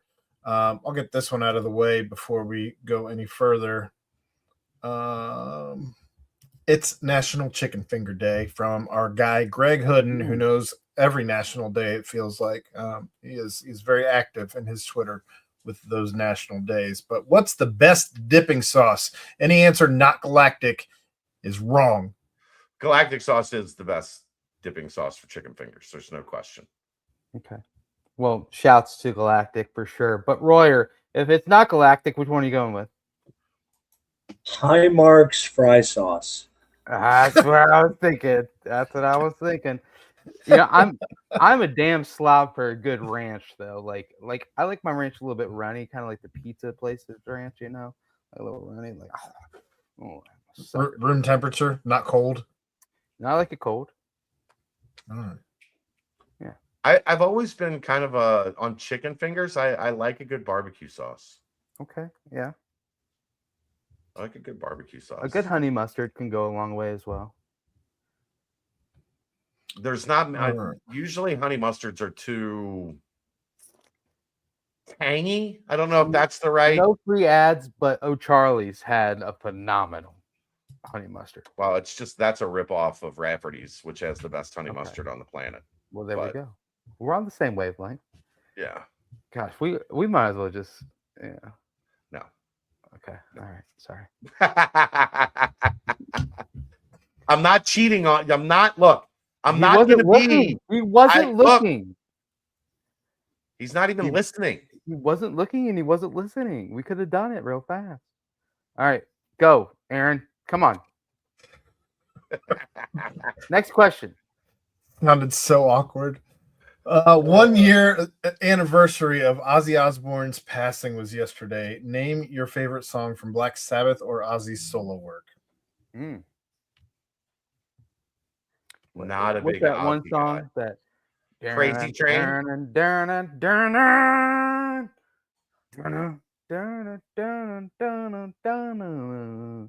Oh Lord, yeah, brother. Evil Mind and Plot Destruction. Yeah, that one. Oh. That was Ozzy, right? Yeah. Why am I blanking? I like that song. Is it I was War more Pigs? of a yeah. Oh yeah, it is War Pigs. Yeah, on Guitar Hero, War Pigs. Yeah, War Pigs. Yeah. Don't play too much, we'll get cut off. Yep. All right. Crazy Chad? Train, probably. Aaron, Crazy Train. Yeah, I'll go Crazy Train. I wasn't. I'm more of a like groove funk melody guy as opposed to like a harder rock guy. Mama, I'm Coming Home. Yeah. Crazy Train is good. Yeah. All right. I haven't thought about Ozzy Osbourne, I don't think, since he died. So this question is for Brent.